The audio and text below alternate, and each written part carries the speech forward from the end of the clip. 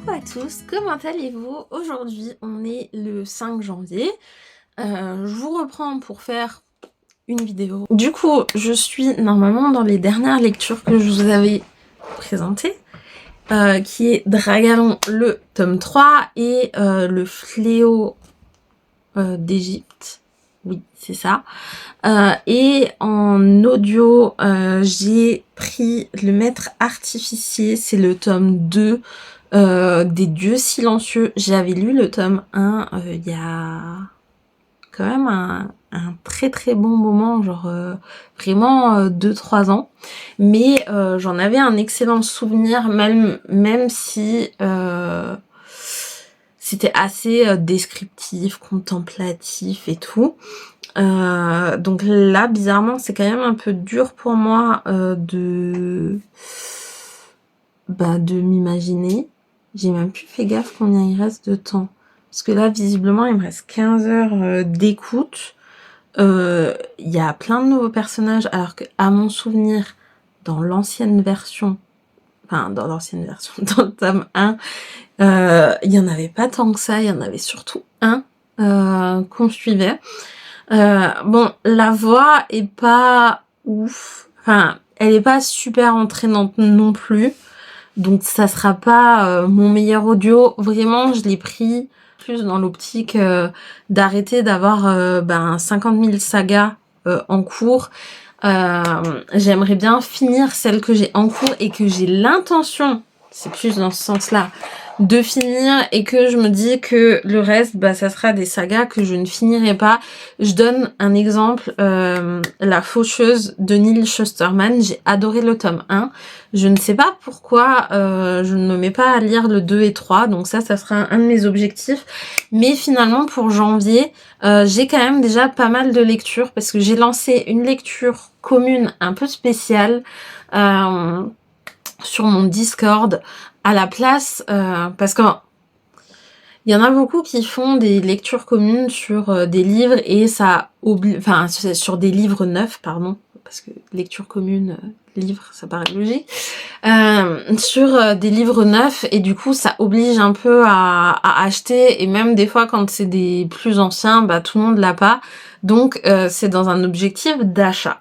Là, j'ai fait une lecture commune en me disant, alors, il y en a déjà qui ont participé au Père Noël secret sur mon Discord, qui ont peut-être eu des livres à Noël.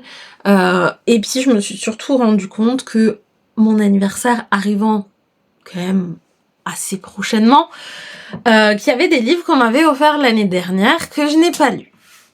Donc je me suis dit, pourquoi ne pas faire une lecture commune d'un livre que vous avez, que les personnes ont eu du coup à Noël, ou dans la période de Noël, en Père Noël secret, bref, peu importe. Donc c'est assez sympa. Alors moi, du coup, le livre que j'ai réellement eu pour le Père Noël secret, je l'ai déjà lu. C'était Noël au pays des bretzels, parce que sinon je sais que je l'aurais pas lu, parce que là maintenant je vais plus lire des choses qui se passent forcément à Noël, c'est plus dans ce sens-là. Mais du coup, j'ai une adorable personne qui est Ingrid la lectrice, qui m'a offert un livre de Melissa d'Acosta, voilà, je savais juste plus lequel, qui est Les Lendemains. Bon, je l'ai en bas, c'est pour ça que je peux pas vous le montrer, mais je pense que je vais lire celui-ci. Voilà, donc comme ça, chacun lira ce qu'il veut. Et j'ai aussi participé au choix de lecture de Manon, j'étais pas sûre, et puis finalement, je me suis dit, allez, pourquoi pas, et elle m'a mis Kezia, le tome 2, que j'ai acheté avec elle à Mons, que je n'avais toujours pas lu. Donc ça serait mes priorités, donc finir mes 3 livres en cours et lire ces 2 livres-là. Et franchement, pour janvier, si au moins j'arrive à faire ça, c'est déjà top. Après, si je pourrais rajouter, même si ça n'a rien à voir avec la saison, mais juste parce que j'ai envie d'être à jour, mes Fleurs d'Oko 2, mais je me tâte si je veux quand même relire Fleurs d'Oko 1. C'est it is the truc. Ou alors, est-ce que j'avance dans une autre lecture plume blanche? C'est une très très bonne question. Mais voilà, moi cette année, année 2024, et cette fois-ci je vais essayer de m'y tenir parce que faudrait que je vous fasse une vidéo récap des challenges que j'ai fait en 2023 pour que vous compreniez, parce que ça faisait 2 années de suite que j'avais fait le 12 mois, 12 livres. Autant dire que je crois que pour 2023, j'ai dû en lire un sur peut-être 2. C'est tout. Encore l'année d'avant, finalement, je m'en suis sortie avec 6. Ça allait. Mais en fait, j'en ai marre. Enfin, les challenges, c'est bien. En tout cas, sur un moment, c'était bien de pouvoir choisir des lectures à thème et tout. Mais finalement, à chaque fois, mes lectures, elles étaient dirigées soit par un challenge parce qu'il fallait remplir une catégorie, etc. Mais ou parce que c'était un service presse et que psychologiquement, je supporte pas d'être en retard. Donc, j'avais globalement ces deux trucs-là, parce que finalement, quand on fait le point, on peut trouver des challenges tous les mois. Je parle pas de Manon qui choisit des livres, mais après il y en a d'autres qui font ce concept-là. Mais voilà, tous les mois, tu peux trouver un plus ou moins grand challenge si t'en as envie. Moi, je me suis dit que non, en fait, que cette année, j'avais vraiment pas envie de me prendre la tête avec des challenges, des catégories et tout. Alors même si des fois j'aime bien faire des piles à lire, après je dis pas que peut-être que pour YouTube, pour certains challenges, je filmerai des piles à lire, mais en tout cas je me mettrai pas moi la pression pour me dire ah ouais il faut absolument que je lise ça pour répondre à ce challenge. J'avais plus l'intention de le faire en me disant ouais pourquoi pas prendre un challenge et me dire comment vous expliquer ça, que dans ma tête je me dis je le suis pas, tant pis, mais c'est juste pour à la limite vous présenter des auto-édités qui pourraient correspondre, ou des petites maisons d'édition. Après, ce qui est toujours délicat dans petites maisons d'édition, dans ce que moi j'entends, c'est que il y en a qui peuvent être considérées comme grandes, donc c'est compliqué parce que je prends en plume blanche. C'est vrai que dans ma tête, ça fait toujours petite maison d'édition, mais ils ont quand même au moins une parution par mois. Après, il y a des grandes maisons d'édition qui en ont je sais pas combien, mais il y a vraiment des toutes petites maisons d'édition là où ils ont je crois même pas 6 parutions dans une année, donc voilà. Le but serait un peu de faire ça pour vous faire découvrir d'autres livres, des livres qui sortent des sentiers battus, qui ne sont pas forcément dans les librairies, parce que forcément le dernier, j'en sais rien moi, le dernier Grimaldi ou je sais pas, le dernier Michael Brun-Arnaud, enfin j'en sais rien, des auteurs qui sont connus, vous allez les trouver plus facilement à partir du moment là où ils sont dans une maison d'édition connus, qui sont dans des librairies accessibles, etc. Maintenant, je prends plume blanche. Genre, moi, mes Cultura plus ou moins proches de chez moi, je les ai jamais vus. Après, peut-être que dans certains autres, ils y sont. Près de chez moi, non, dans les petites librairies, ils n'y sont pas non plus. Donc après, faut voir jusqu'à où on va, mais j'aimerais profiter en fait de des fois connaître des petits auteurs, des petites maisons d'édition, bien évidemment de les lire, parce que j'en ai plein dans ma pile à lire, c'est vraiment pas le souci. Après, je dénigre pas du tout les plus grands auteurs, les plus grandes maisons d'édition, mais vraiment pas du tout, parce que j'en lis aussi. C'est juste que forcément, quand on n'a pas les filons en en auto-édition parce qu'on m'a déjà vachement posé la question ces derniers temps et c'est pour ça que j'ai réfléchi en me disant ouais mais en fait tu lis de l'auto-édition depuis un certain temps mais comment ça se fait que t'es tombée dessus? Et en fait je pense que j'y suis tombée pour 2 raisons. Déjà de un, je suis une personne très très curieuse qui a tendance à aller chercher et se renseigner très très facilement. Donc j'aime bien chercher et à un moment quand j'ai commencé, je pense un peu comme tout le monde, t'as envie d'avoir des services presse et bah des grandes maisons d'édition quand t'as même pas 100 abonnés, clairement ils ont zéro intérêt à te donner un service presse alors que des fois t'as des sites, j'ai plus le nom. Mais t'as NetGalley, là où t'as Simplement Pro, voilà, c'est celui que je cherchais. Là où ben t'as des petites maisons d'édition, des auteurs auto-édités, qui, bien évidemment, quand tu le prends en e-book, et ça je le comprends totalement, ben te laissent la chance de découvrir leurs plumes. Et vraiment, j'ai découvert de super bouquins. Et il faudrait en fait que je vous en parle peut-être plus. Alors ça a déjà été dans certaines anciennes vidéos, j'en ai déjà mis, mais ça serait peut-être l'occasion de refaire. Comme dit, s'il y a un gros challenge, un truc un peu sympa, où je peux faire une pile à lire, mais avec des recommandations, ou répondre à des mots-clés, ça peut peut-être être une idée. En tout cas, n'hésitez pas à me le dire. Voilà, donc je crois que c'était le premier rush que j'ai fait, donc je vais vous laisser là pour l'instant. Je vous fais des gros bisous et je vous dis à très très bientôt. Ciao ciao. Et coucou à toi, je vous reprends pour le vlog rapidement. J'ai pas fait grand chose au niveau de la lecture, j'ai un peu avancé dans Dragalon, je crois qu'il me reste moins de 100 pages, donc bon, en vrai j'ai quand même bien avancé. Le Fléau d'Égypte, j'ai pas lu hier et aujourd'hui j'ai eu un gros coup de speed pour faire un réel que j'ai fait en 500 fois, objectivement, pour vous parler en fait des templates de lecture que j'avais déjà créé l'année dernière et que j'avais enrichi. Du coup, j'ai essayé de faire un template un peu percutant. Il y a vraiment de tout et encore, moi j'ai pas tout imprimé, donc il y a une bibliothèque à imprimer. Il y a de quoi, donc celui-là est en plusieurs exemplaires, soit c'est le mode de lecture, soit le nombre de pages, d'heures de lecture, il y a les meilleures lectures, enfin bref.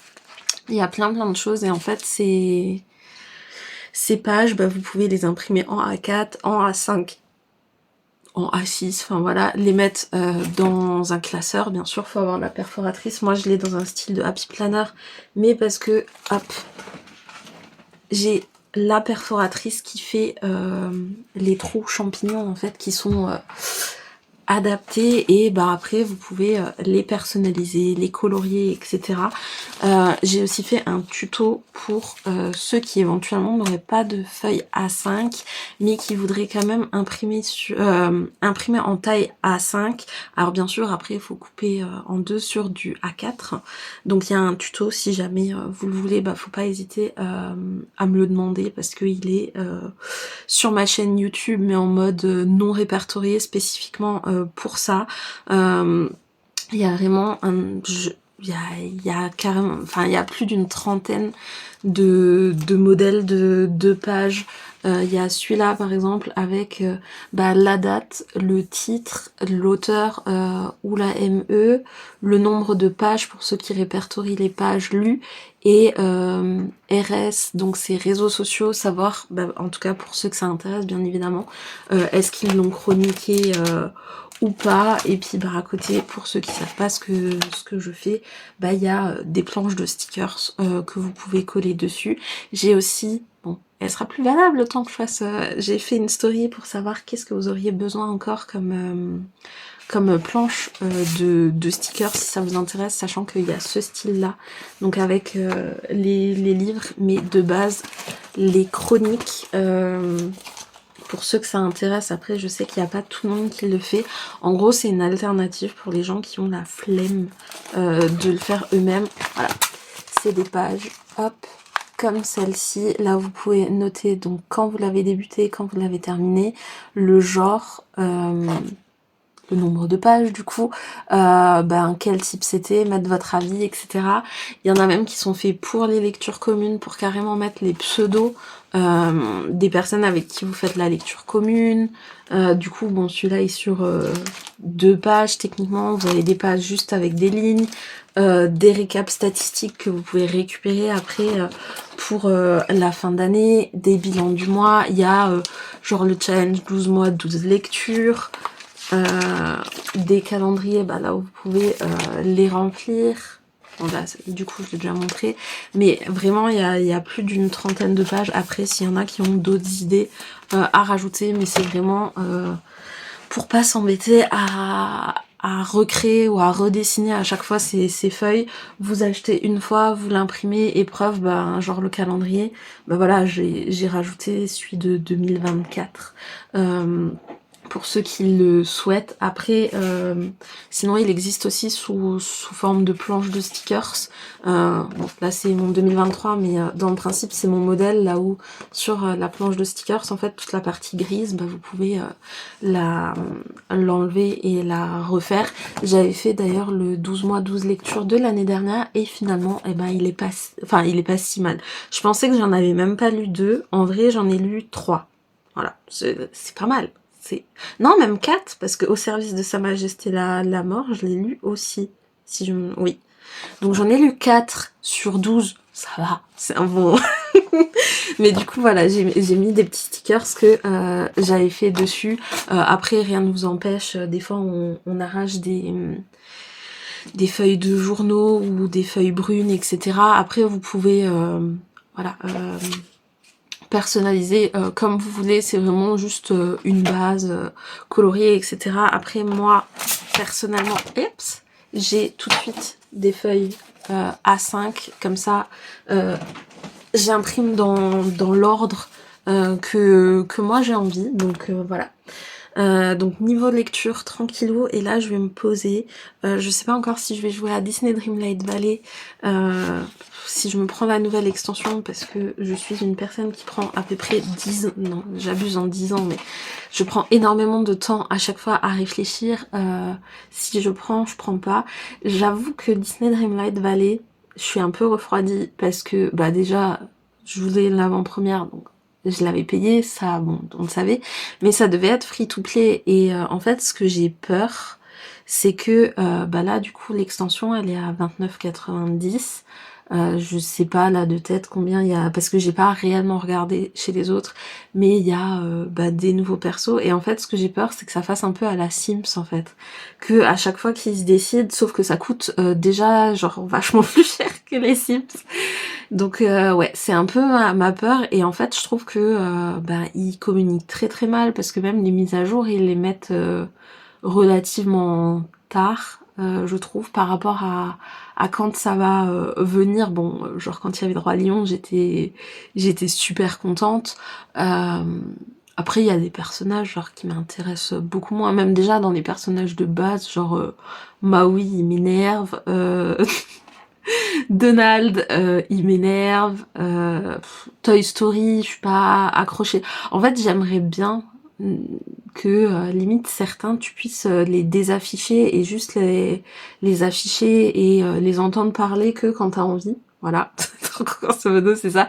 Parce que c'est vrai que le seul gros défaut, c'est que, en tout cas je parle bien pour la première partie, hein, c'est que quasiment tous les persos viennent avec une maison. Encore ceux de la Reine des Neiges, bon, il y a quand même Elsa et Anna qui ont une maison, mais après, non c'est pas Sven, enfin Christophe, voilà, et Olaf, ils vont dans une même maison, mais à un moment, ça commence à faire beaucoup de maisons à placer, et vraiment genre celle de Toy Story, ça m'intéresse pas de ouf. Bon après ça fait une déco, mais voilà, c'est pas mon gros délire, mais j'aime bien les jeux comme ça de farm, tranquillou, là où tu peux faire, j'ai commencé un peu à faire de la déco.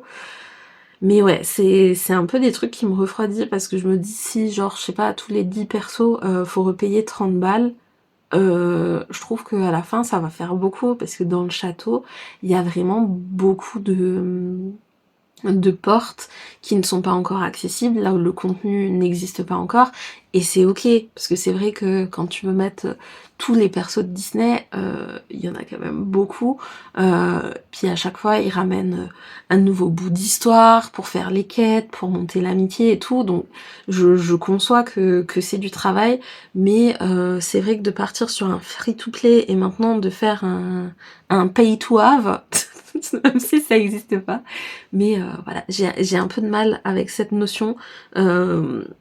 Et ouais, que c'est pas clair, parce que finalement, dans ceux qui l'ont acheté, même eux ne le savent pas. Est-ce que c'est définitif ou pas? Parce que j'ai essayé de demander. Il y a personne qui sait le dire, donc c'est un peu ce qui me refroidit. N'hésitez pas à me dire en commentaire si vous y jouez, si ça vous a intéressé ou quoi que ce soit. Mais je pense que là, je vais jouer à Fée Farm tranquille, ou finir mon enfin avancer. Parce que finir, ça va être compliqué. Mon diamond painting. Voilà, donc écoutez, pour l'instant, je vous laisse, je vous fais des gros bisous et je vous dis à très très bientôt. Ciao ciao. Et coucou, on est le 9 janvier aujourd'hui. Je suis en pilou pilou, je suis gelée, voilà. Bon, pour ceux qui ont suivi, j'ai récupéré... Ah, c'est peut-être pour ça. Attendez, il est où? J'allais dire, j'ai récupéré du chauffage, mais si, techniquement, j'ai récupéré le chauffage. Parce que le chauffage ne fonctionnait plus dans ma pièce, c'est pour ça. Et genre, c'était samedi, le chauffage ne marchait plus. Donc, vraiment, j'avais genre zéro moyen de pas congeler sur place, parce que forcément, comme je n'ai pas de bureau assis debout, vous comprenez bien que, étant assis toute la journée, je bouge pas beaucoup. Logique. Donc, forcément t'as souvent froid. Bref, je vous reprenais pas pour ça spécifiquement. C'était pour parler de plein de choses différentes avant de lancer mon live, parce que la semaine dernière, j'ai presque pas livé, et je vous avoue que samedi, c'était un peu compliqué. Alors je viens pas là pour faire du ouin ouin, mais c'est vrai que bon, déjà avant que je change de nom, c'était compliqué sur Twitch. Ça allait encore plus devant, parce que, enfin depuis, parce que forcément on m'assimile à ce que je faisais avant, et j'essaye de m'en détacher, mais c'est pas forcément simple, parce que forcément on est à quasiment 1000 personnes. La plupart de ces personnes, je pense, qui m'ont suivi à l'origine, c'était pour les sessions de lecture, voire de travail ensemble. Là, le fait d'avoir tout changé, forcément, c'est compliqué. Donc des fois, même moi, pour me positionner, et même je m'en rends compte dans tout, c'est compliqué, parce que j'ai l'émission avec Abby du portail de l'auto-édition, et c'est vrai que de base, tout était sur Little Purple Books, et là, elle s'est dit... elle a tout fait avec la patte graphique, et je me suis dit, ouais, mais du coup, les chroniques, je les fais quand même sous la patte graphique, sous Little Purple Books.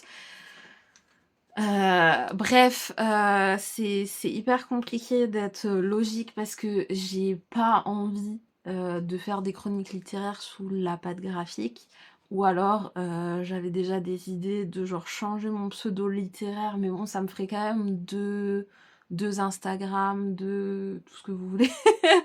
Il y a juste pas deux Twitch, parce que clairement, deux YouTube, je me sentais pas de faire deux YouTube, donc on va dire que je parle un peu des deux sur le même compte.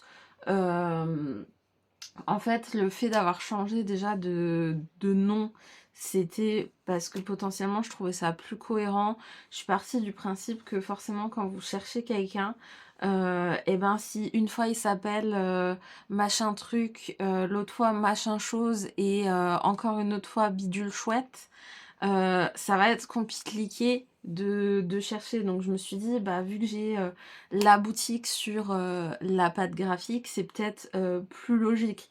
Mais franchement, j'ai pris un temps fou à prendre cette décision, et je sais pas si c'était les bons. On verra en tout cas ce que ça donne, et comme ça j'en parle ici.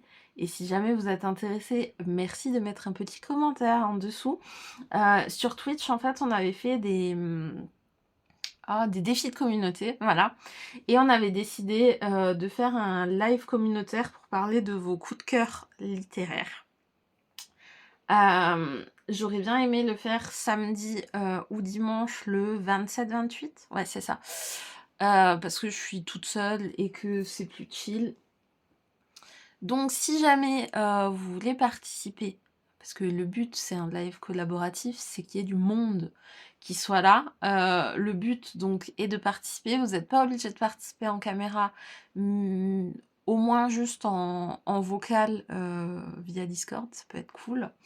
Voilà, donc à vous de voir, de choisir si vous avez envie de participer. C'est vraiment vos très bonnes lectures, votre coup de cœur, peu importe le style, le genre. Vraiment un coup de cœur avec, dans l'idéal avec le recul, parce que le but c'est pas qu'une personne vienne et présente 50 lectures. Voilà, c'est vraiment de présenter les coups de cœur intersidéraux que vous avez eu jusque-là. Je vais pas vous cacher que j'ai des petites idées. Voilà, donc écoutez, moi je vais vous laisser. Pour aujourd'hui, j'ai 2-3 choses à préparer. Il me reste 7 minutes avant de lancer le live. Donc je vous fais des bisous et je vous dis à très très bientôt. Ciao ciao. Et coucou à tous. Aujourd'hui, en tout cas pour moi, quand je tourne, on est le jeudi 11 janvier. Je suis gelée, voilà, mon adorable chauffage ne fait que bugger. Donc plaisir, je suis réellement gelée, mais je viens quand même pour une bonne nouvelle. En tout cas pour moi, ça y est, j'ai officiellement fini une lecture en 2024. Il était temps, parce que clairement l'audio de... Ah ça y est, je sais plus comment il s'appelait. Vraiment, mémoire de poisson rouge. Je vais vite sur les Radicts en même temps. Ouais, la passeuse de mots, clairement, je le compte pas vraiment dans 2024. Parce qu'il me restait vraiment pas grand chose. C'est juste parce que j'avais pas eu le temps de mettre l'audio pour le finir. Mais du coup, là, j'ai fini Dragalon. Ouf. En même temps, je tremble, désolée. Enfin, je tremble, donc j'ai fini le tome 3 de Dragalon. Du coup, je pense que maintenant, je peux vous en parler parce que il y a déjà l'événement YouTube, donc je vais supposer que je peux en parler.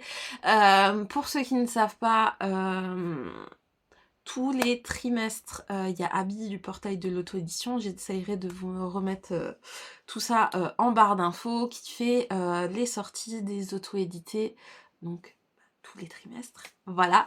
Et depuis plus d'1 an, vu que ça va faire la 5e normalement, là en janvier, on présente à chaque fois 4 auteurs ou autrices, bien évidemment, auto-édités, qui ont sorti un livre dans le trimestre concerné.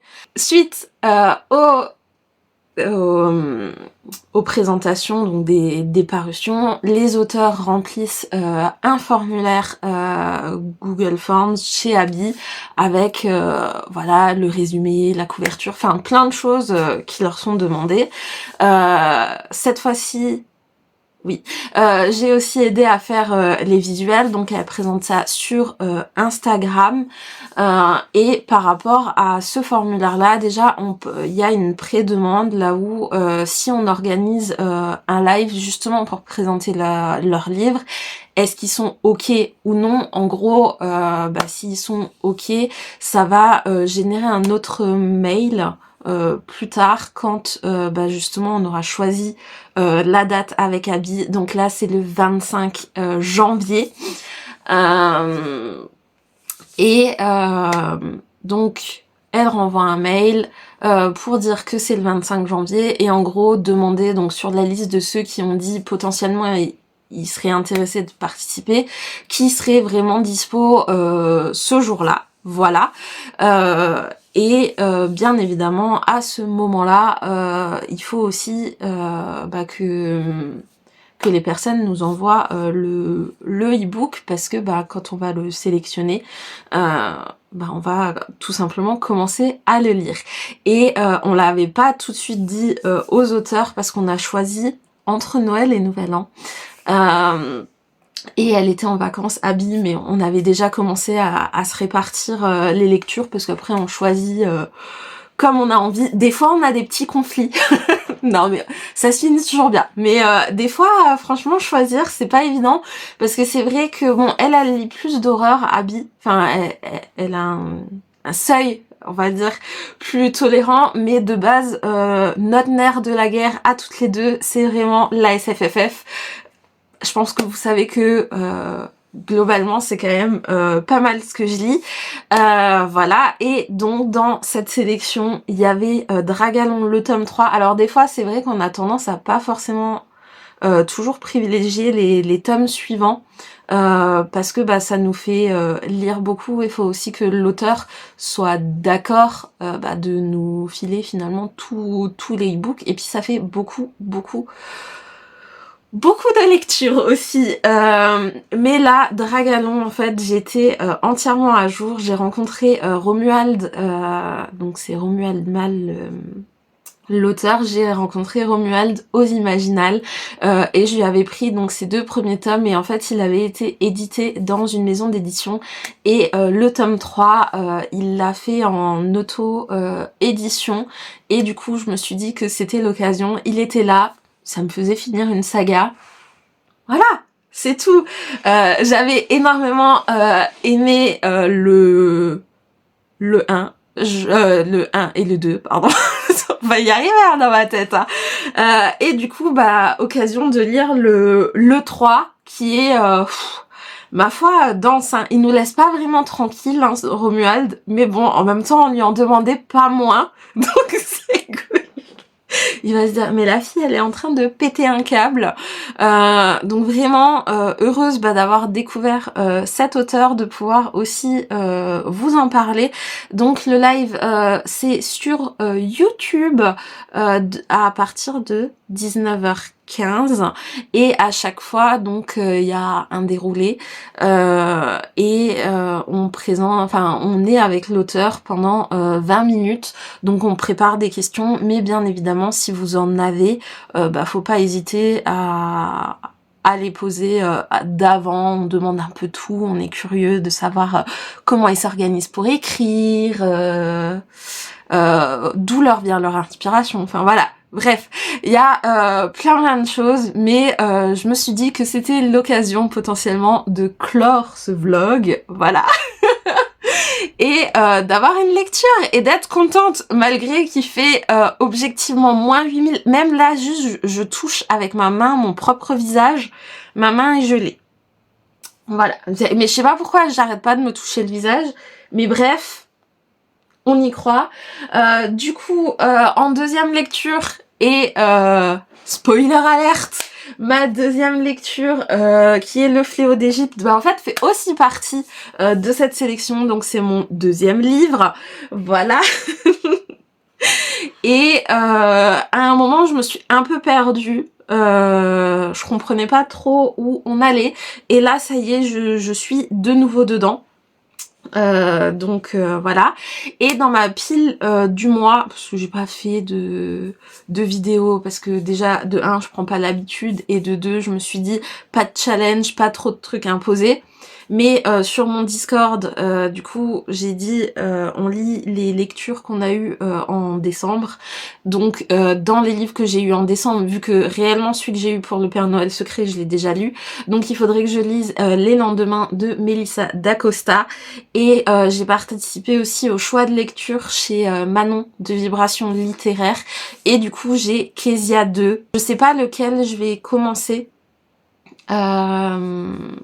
maintenant, sachant que les deux je les ai en format livre.